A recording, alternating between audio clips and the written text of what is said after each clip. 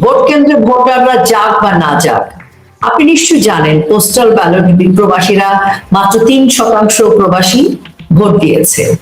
কারাগার মাত্র 5%। বিভিন্ন শ্রেণী পেশার মানুষজন ভোট বর্জন করেছে প্রকাশ্যে, এবং আজকে ভোট কেন্দ্র শূন্য বেশিরভাগ এলাকায়। তো বাকিটা সারা বিশ্ব এবং বাংলাদেশের জনগণ বিচার করবে। এখন সবকিছু প্রমাণিত। ডক্টর মোহাম্মদ ইউনূস বলছেন ঈদ ঈদ ঈদ, তো এখন সেই ঈদ কেন বলছে, তার হয়তো ঈদ, কিন্তু বাংলাদেশে আসলে কি ঘটছে সেটা তো আমরা সবাই জানি।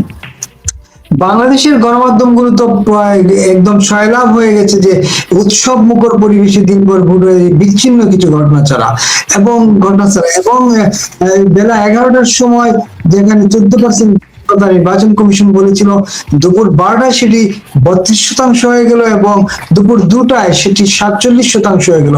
আপনি কি মনে করেন যে আপনি যে ভোটের উপর নজর রাখছিলেন, আপনার কাছে কি মনে হয় কত শতাংশ ভোট আসলে পড়তে পারে? দেখেন, যে 47% হিসাবটা আপনি দিলেন সেটা তো তারা গতকাল রাতে দিয়েছে, এই ছবিটা আপনি দেখেছেন, আমরাও দেখেছি, এবং হাতে নাতে ধরাও পড়েছে যে সিগনেচার দেয়া, ব্যালট পেপার ছিঁড়ে নিয়ে যাচ্ছে, সিল পাওয়া যাচ্ছে, ব্যালট পাওয়া যাচ্ছে, এবং ধামধাম ধামধাম করে সিল দিচ্ছে ব্যালটে।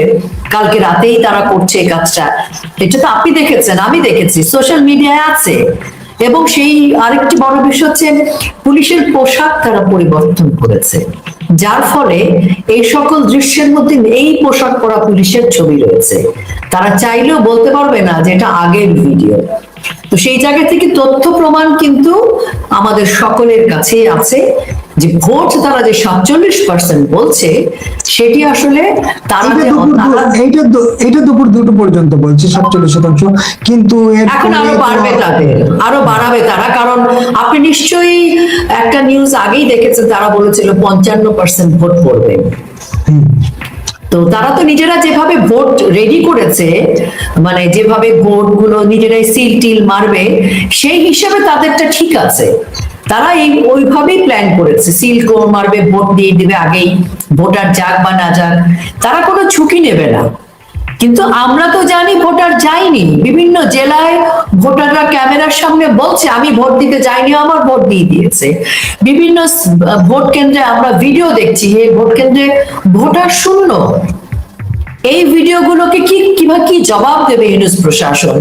আমাদের যে গণমাধ্যম রাষ্ট্রের সাথে বেইমানি করছে, টাকার বিনিময়ে ইউনূসের মেটিকুলাস চক্রান্তের অংশ হয়েছে, তারা কি জবাব দেবে যে ফুটেজগুলোতে আছে ভোটার শূন্য ভোট কেন্দ্র? সেই ফুটেজগুলোর জবাব আমাদের গণমাধ্যম কি দিতে পারবে?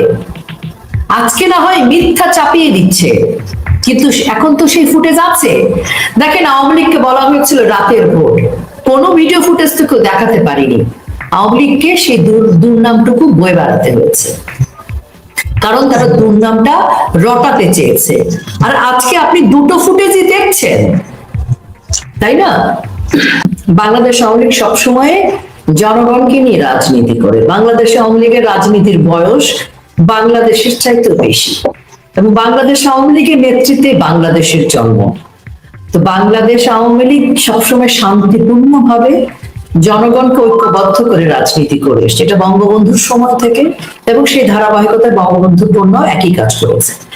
তিনি যখন প্রথম ভোটে জনগণকে ভোট বর্জনের নির্দেশ দেন, তখন অনেকেই কিন্তু কটাক্ষ করেছিল, বাংলাদেশ আওয়ামী লীগ দুর্বল হয়ে গেছে, বাংলাদেশ আওয়ামী লীগ প্রতিহত করতে পারছে না।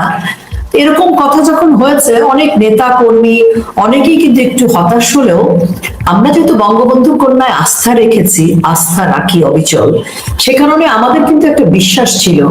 কারণ বঙ্গবন্ধু কন্যা মাননীয় প্রধানমন্ত্রী শেখ হাসিনা তার রাষ্ট্র চলাকালীন সময় জনগণের উন্নয়নের জন্য এত কাজ করেছেন, এবং জনগণকে তিনি যে ভালোবাসা দিয়েছেন, জনগণকে ক্ষমতায়িত করেছেন।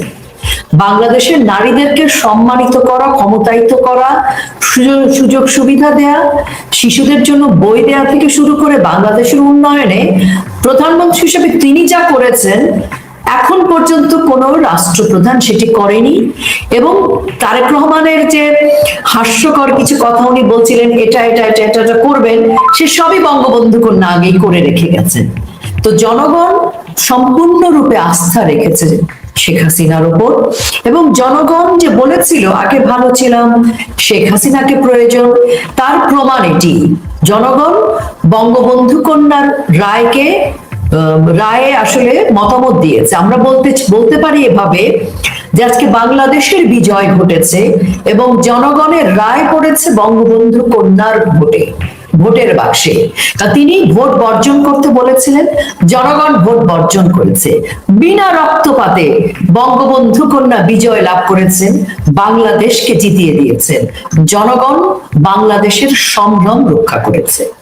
আজকে হয়তো মেটিকুলাসলি চক্রান্ত করে ইউনূস এবং জামাত বিএনপি জোট হয়তো ভোটের ফলাফল পাল্টে দেবে, কিন্তু আজকের সময়, ইতিহাস সবকিছু তো সাক্ষী থাকলো যে জনগণ আসলে রায় কোথায় দিয়েছে, ভোটের বাক্সে ভোট কয়টা পড়েছে, জনগণ আদৌ ভোট কেন্দ্রে গিয়েছে কিনা, এটা আপনি আমি আমরা সকলেই জানি।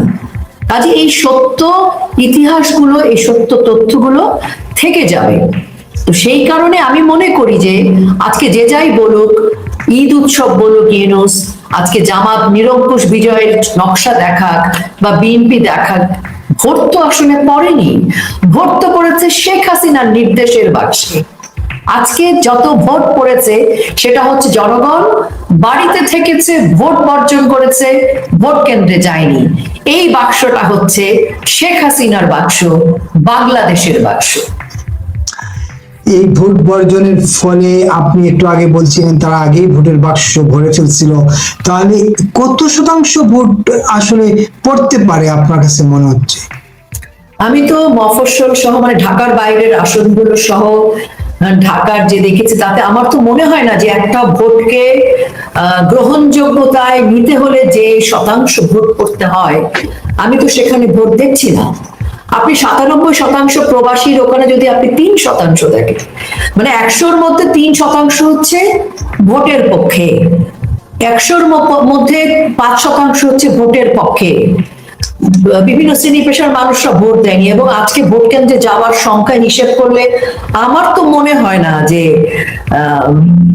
10%-15% ভোট পড়ছে, আমার তো মনে হয় না। একেবারেই।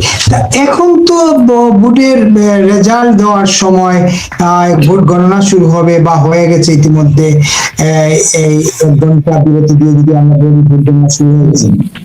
তো এই ভোট গণনার ফলে, ভোট গণনার পর কি ধরনের পরিস্থিতি আসলে আশঙ্কা করছেন? কারণ দুটি রাজনৈতিক জোটই বা দলই ক্ষমতায়, দুটি রাজনৈতিক জোটই দলই তাদের দলীয় প্রধানকে ইতিমধ্যে প্রধানমন্ত্রী মনে করছে। হ্যাঁ, মানে বিএনপি তো শুধু তারেক রহমান না, তারা নিজেরাও মনে করছে যে প্রধানমন্ত্রী, মন্ত্রী, এমপি সব নানান কিছু হয়ে গেছে। জামাতেও তাই। এবং এই যে আন্দালিব রহমান পার্থ, যিনি আওয়ামী লীগ আমলের সর্বোচ্চ সুযোগ সুবিধা পাওয়া একজন আওয়ামী লীগের দোসর ছিলেন, সো কল দোসর যেটা এখনকার মানুষজন আমাদেরকে বলে, তিনি এখন বিএনপির বড় নেতা হয়েছেন এবং তার কেন্দ্রে জামাত নাকি বোমা ফাটিয়েছে। এই যে পাল্টাপাল্টি চলছে, সেখানে আসলে আমার মনে হয় পাল্টাপাল্টিটা বাড়বে। আর আমরা তো দেখলাম গতকাল থেকেই হান্নান মাসুদের মতো সবচেয়ে কান্নাকাটি করা ছিচকাদুনে বলা যায় ছেলেটিও হাতিয়ায় তার এলাকায় মানে একেবারে তাণ্ডব করেছে, গুলি চালানো থেকে শুরু করে ছুরিকাঘাত করা, সবই তো করতে কিছু বাদ রাখিনি। গ্রামের সবচেয়ে ভাঙা বাড়িটা তার ছিল, এখন বড় বাড়িটা তার। এলাকার সবচেয়ে মানে বাংলাদেশের সবচেয়ে ছিচকাদুনে ছেলেটি এখন গুলি করছে তার এলাকার লোকজনকে, তার প্রতিদ্বন্দ্বী প্রার্থীদেরকে, ঘর বাড়ি জ্বালিয়ে দিচ্ছে, মারামারি করছে। তো কাজেই আমার মনে হয় বাংলাদেশের মানুষের আরো অনেক কিছু দেখার বাকি আছে। দেখেন 5 আগস্ট যে জঙ্গিদের জঙ্গিপানা আমরা দেখেছি, সেই জঙ্গিদের ইন্ডেমনিটি দিয়েছে বড় জঙ্গি জনক ইউনূস। এখন আপনি এতগুলো জঙ্গিকে মাঠে ছেড়ে রেখেছেন, এত বছর ধরে, এই 18 মাস ধরে জঙ্গিরা টাকা পয়সা, জঙ্গি অস্ত্র পেয়ে তারা ফুলে ফেপে এক একজন ঢোল হয়েছে। তারা নিজেরাই গডফাদার হয়ে গেছে, এখন মাফিয়া হয়ে গেছে, এক একজন দাউদ ইব্রাহিম হয়ে গেছে। তো স্বাভাবিক এত বড় বড় মাস্তান মাফিয়ারা কি বলে সুযোগ সুবিধা পেয়ে এখন তো সবাই সবার ক্ষমতা দেখাবে। আসেন আমরা একটু দর্শকের আসনে বসে, গ্যালারিতে বসে দেখি ইউনূস এই জঙ্গিদেরকে যাদের ইন্ডেমনিটি দিয়ে, অস্ত্র দিয়ে পেলে পুষে শক্তিশালী করেছে, কেমন করে সামাল দেয়। জনগণ কিন্তু ছাড়বে না, আমি আপনাকে বলে রাখছি। জনগণের কিন্তু আজকে মুখ খুলে গেছে, তো নিশ্চয়ই জনগণের জবাব দেবে। আমার মনে হয় সময় এসে গেছে, এরা পালানোর পথ পাবে না। এই রেজাল্ট তাহলে কি হতে পারে বলে আপনি ধারণা করছেন? আপনার ভাষায় এটি পাতানো নির্বাচন, প্রতারণা নির্বাচন, কিংবা আমি আমি তুমি নির্বাচন, তারপরেও তো একটা রেজাল্ট এখান থেকে আসবে, তাই না? একটা ফলাফল তো অবশ্যই বের হবে। সেক্ষেত্রে কি ধারণা করছেন আপনি আসলে?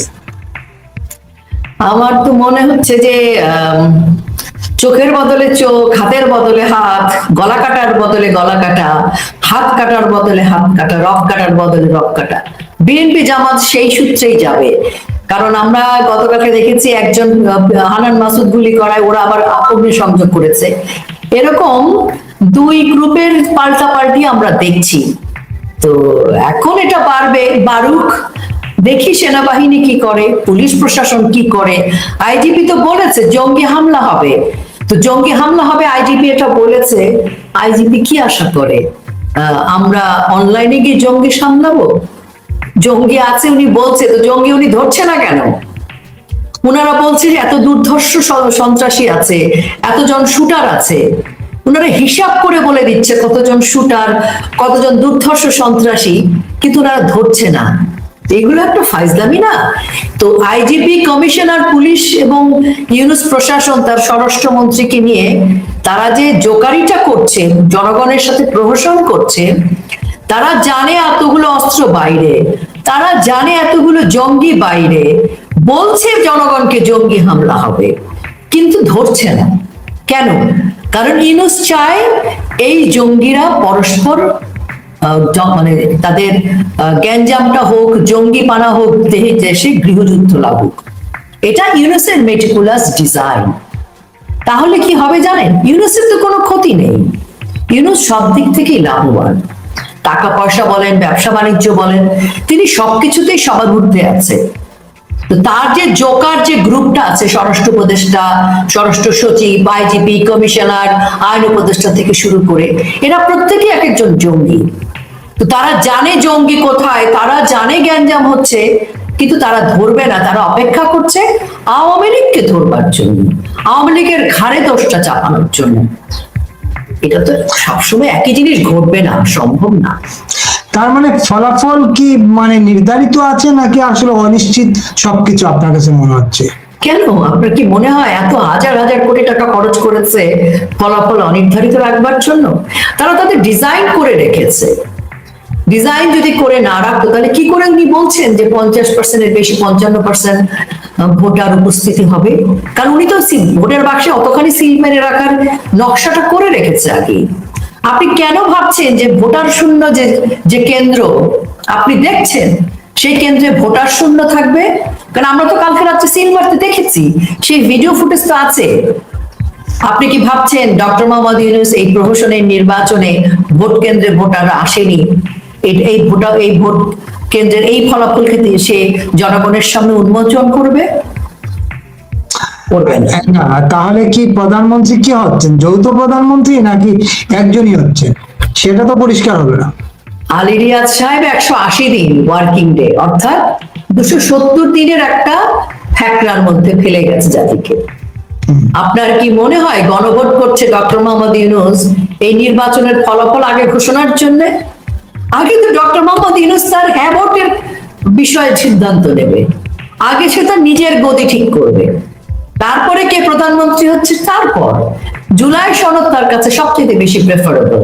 আর জুলাই সনদ মানে হচ্ছে রাষ্ট্রপতির ক্ষমতা বৃদ্ধি, প্রধানমন্ত্রীর ক্ষমতা খর্ব হওয়া, জনগণের কোনো ক্ষমতা থাকবে না। তো কাছেই আপনি কেন ভাবছেন যে নির্বাচনের ফলাফল অন্য সকল সময়ের মতো হবে এবং তার মধ্যে দিয়ে একজন প্রধানমন্ত্রী নির্বাচিত হবে, সংবিধান ছুঁয়ে রাষ্ট্রপতির কাছে শপথ নিয়ে পার্লামেন্ট শুরু হবে? নিশ্চয়ই না, এরকম কোনো ঘটনাই ঘটছে না। এরকম যে ঘটনা ঘটবে না এটা কিন্তু রোকেয়া প্রাচী বলছে না, এটা কিন্তু আলী রিয়াজ এবং রাষ্ট্রপতি তাদের আমাদের প্রধান উপদেষ্টা কিন্তু সবিস্তারে বর্ণনা করে দিয়ে গেছে। এই জন্য আলী রিয়াজকে কেউ খালি রিয়াজ বলে, আমি বলি পাজি রিয়াজ।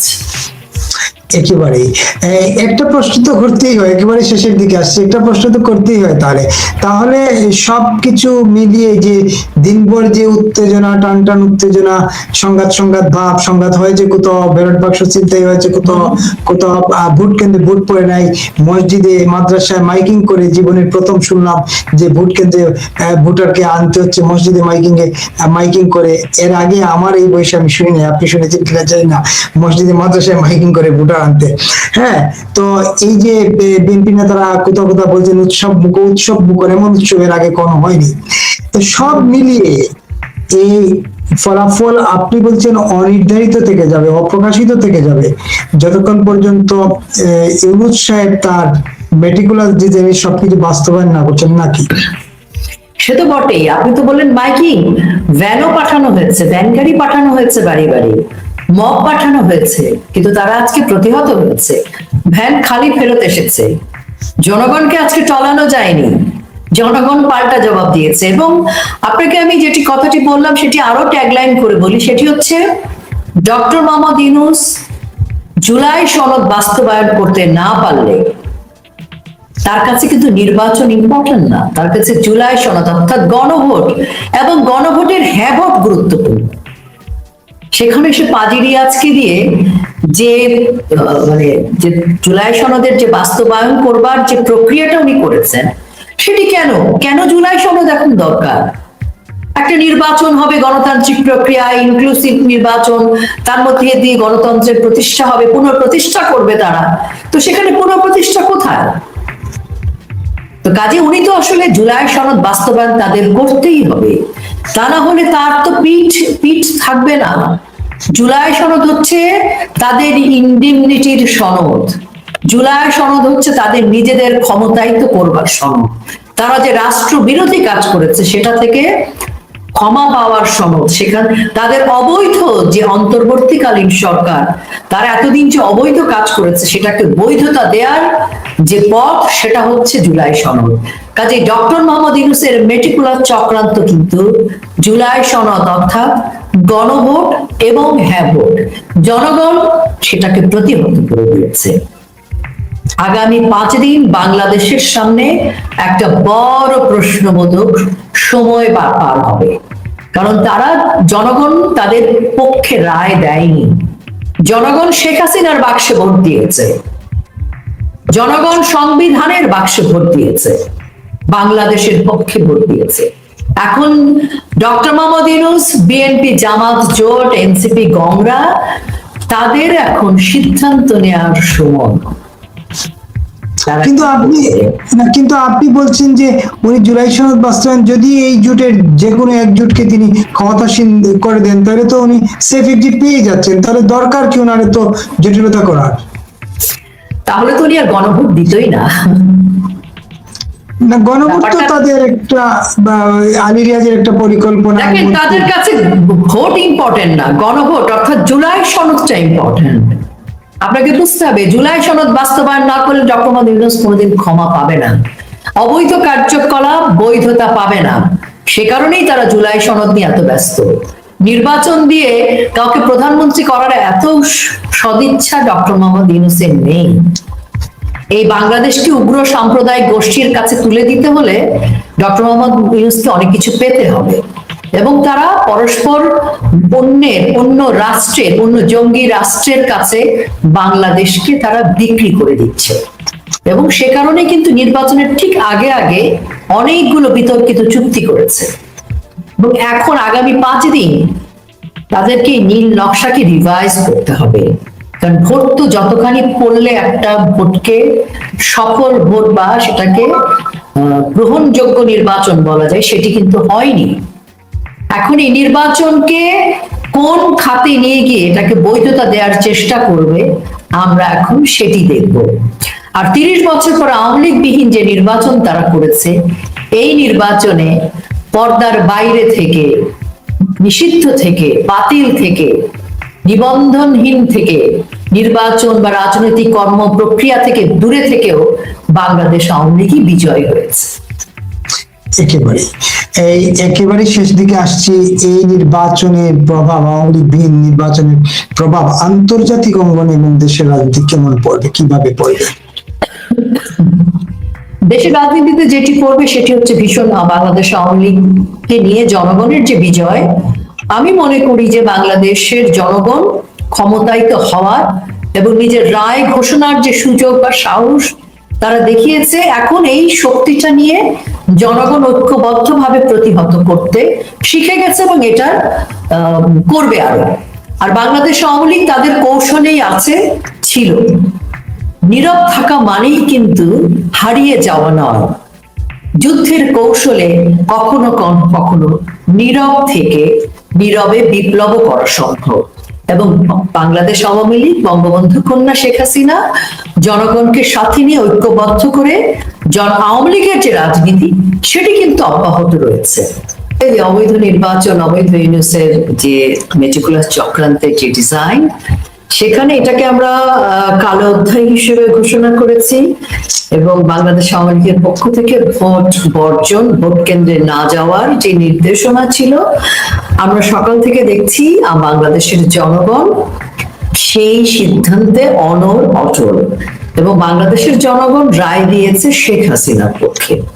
তো আওয়ামী লীগ বিহীন নির্বাচন, যেটি আপনার আসলে মূলত প্রথম প্রশ্ন, সেটির জবাব হচ্ছে ইউনূস আওয়ামী লীগকে নির্বাচনের বাইরে রেখেছে, কিন্তু বাংলাদেশের অর্ধেকের বেশি জনগণ বাংলাদেশ আওয়ামী লীগকে ধারণ করে এবং আজকে ভোট কেন্দ্রে না যাওয়ার মধ্য দিয়ে বাংলাদেশ আওয়ামী লীগের সরব উপস্থিতিটাই ঘোষিত হয়েছে।